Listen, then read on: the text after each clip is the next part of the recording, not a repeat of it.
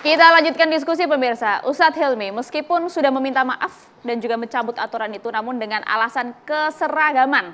Anda sepakat tidak? Indonesia itu beragam, bukan seragam.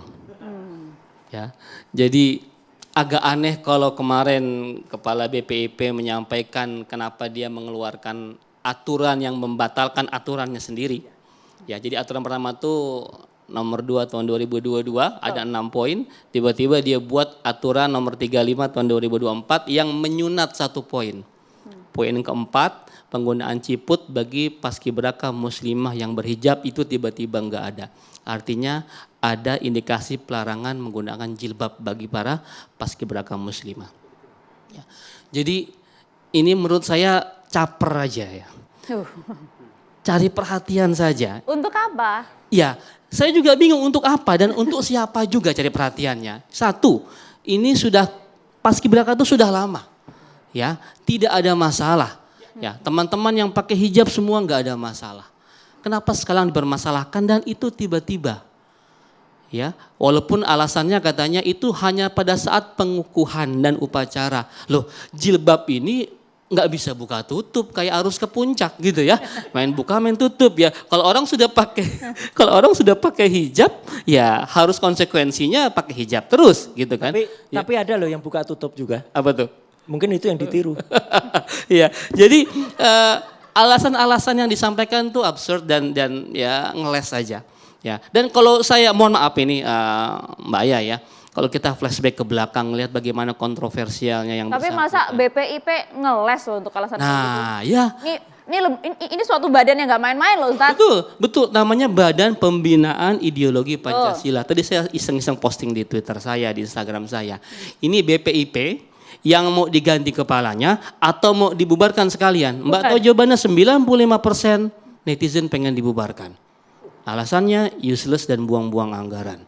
360 sekian miliar tapi outputnya apa? Kontribusinya apa? Walaupun saya pribadi ya kalau ngompor-ngomporin juga nih untuk dibubarkan. Enggak.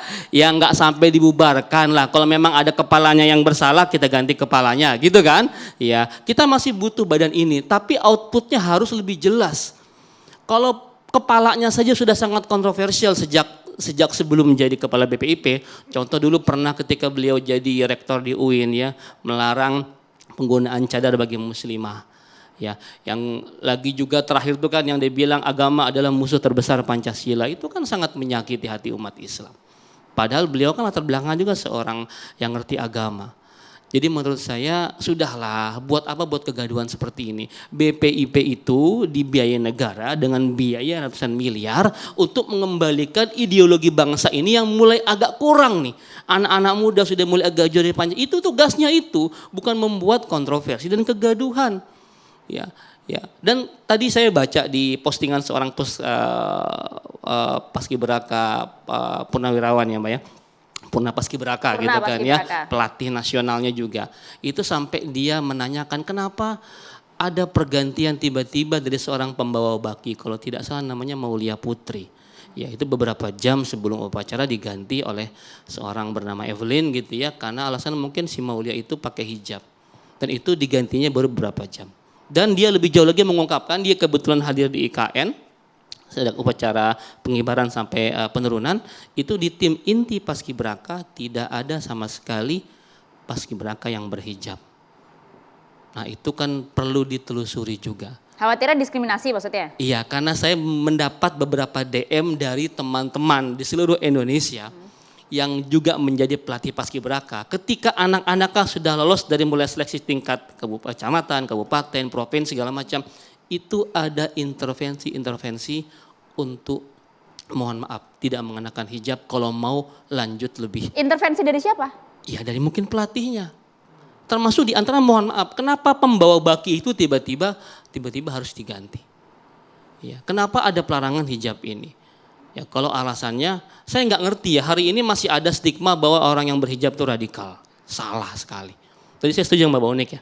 Kita nggak boleh memaksa orang pakai hijab. Dan kita pun tidak boleh memaksa orang untuk membuka hijabnya. Itu urusan kita dengan Allah Subhanahu wa taala. Jadi tolong dalam agama Islam la ikraha fiddin kan, agama ini enggak boleh maksa. Ya, jadi mari sama-sama kita hormatilah Bhinneka Tunggal Ika. Jangan sampai hal-hal yang sepele seperti ini kita ramaikan lagi. Ini sebenarnya udah selesai ya Mbak. Ya sudah selesai itu kan sudah lewat 17-nya. Tapi kan katanya Ustadz tadi panjang kontroversinya. Iya, kalau kita mau ke belakang ya kita gali, maka tuntutan netizen itu tadi kalau yang pertama pengen dibubarkan BPIP-nya, kalau saya lebih cenderung ganti saja kepalanya. Emang kenapa kepalanya? Ya itu tadi saya bilang kan Mbak ya kita lihat ke belakang dia punya kontroversi yang begitu luas ya. Padahal backgroundnya itu seorang mantan rektor Universitas Islam Negeri. Oke. Ya, jadi menurut saya ya kalau memang tidak sampai dibubarkan ya tolong dirombak lah begitu. Atau dipikirkan juga kenapa begitu besar anggarannya. Apa ini proyek atau apa saya nggak ngerti juga. Tadi kan kata Mas Suryo kenapa nggak dibalikin saja sih ke Kemenpora yang sudah memang ada orang-orang teknis di bawahnya. Betul. Ini BPIP saya mau nanya ini. Kalau BPIP itu kan hanya pembinaan ideologi, itu yang ngerjain teknisnya siapa itu di bawah? Nah iya, nggak ada. Kalau Menpora kan sudah punya nih, Kemenpora ya. Udah BPIP siapa? punya Ya. deputinya, sudah punya strukturnya, Iya. sudah punya. Kalau BPIP itu nggak apa-apa. BPIP-nya masih ada, saya setuju Mbak Monik karena kita masih butuh yang melawan terorisme. Tapi pemikir-pemikir saja, think tank saja di situ. Iya. Cukup. Tapi satu lagi saya jadi ingat, Iya. kalau soal pembawa baki sudah diatur, itu saya juga ingat zamannya Mbak Monik dulu, pembawa baki itu malah sudah ditentukan sebelum itu dimulai upacaranya. Oke. Bahkan pembawa baki itu membuat aturan yang diubah juga waktu itu. Biasanya tinggi badan. pembawanya itu 165, gara-gara pembawa bakinya itu nggak terlalu tinggi waktu itu ya. Itu jadi turun ke 160, Mbak Monik masuk. Tapi begitu Mbak Monik mungkin? Iya. Bisa tidak sih kemudian harus dirubah secara last minute gitu? Pada masa saya memang aturannya betul 165 cm tinggi untuk perempuan. Laki-laki kalau nggak salah 170 minimal. Cuma karena waktu itu saya seangkatan dengan cucu Presiden Soeharto. Nah, mohon maaf ini teman saya ya, teman baik. Dan saya tidak memenuhi syarat 165, saya hanya 162. Tapi akhirnya lolos karena kita termasuk kita bertiga ada yang di bawah 165. Jadi waktu itu sentimeter. malah aturannya menguntungkan kan? Dilonggarkan. Nah, tapi pada masa saya untuk keputusan siapa yang membawa baki itu sebetulnya deg-degan. Karena hanya diberitahu paginya. Jadi ada 2 tim yang dipilih, tim A, tim B. Dan mereka akan dinilai selama latihan dan baru ditentukan pada paginya. Apakah yang A itu pagi Mbak Monik atau ini pura-pura nggak taw aja. Kita dari luar sudah tahu tuh yang bawa baki pasti si itu kok. Enggak, maksudnya ini yang lainnya ya. Yang lainnya maksudnya selama ini memang begitu. Jadi tim A atau tim B. Jadi mereka akan menerima kabar kamu akan mengibarkan bendera atau kamu yang menurunkan bendera. Jadi mereka harus siap kapan saja mereka bertugas. Nah, apakah kalau sekarang itu ternyata ada unsur yang tadi ya, diskriminasi yang mau bawa bakinya yang enggak berhijab, itu saya tidak tahu. Tetapi setahu saya di PPI itu mereka sangat ketat dalam pelatihan karena yang melatih itu tentara. Ya. Nah, itu dia. Kalau masalah yang siapa tim yang menurunkan, siapa tim yang menaikkan bendera, memang itu saya tahu diumumkan beberapa jam ya. Tapi kalau pembawa baki dan sebagainya itu memang sudah dilatih. Ya, ada yang utama, ada cadangannya setahu saya. Ada utama, ada cadangannya. Ini kemarin itu yang menggantikan bukan cadangannya. Nah, ini yang perlu mungkin juga ditelusuri oleh teman-teman PPI kemarin ya patut dicurigai apalagi karena ada masalah ini. Gitu. Oke, menarik.